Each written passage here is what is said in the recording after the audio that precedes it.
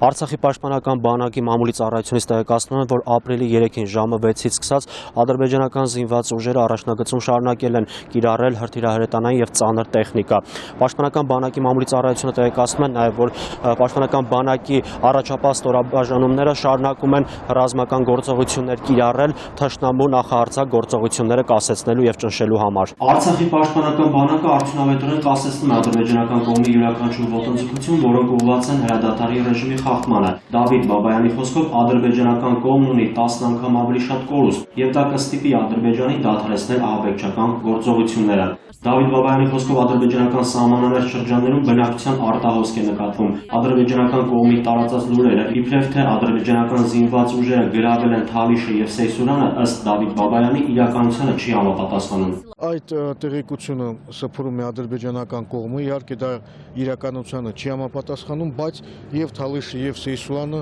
իհարկե հանդիսանում են թիրախներ հակառակորդի կողմից այսպես ռմբակոծության եւ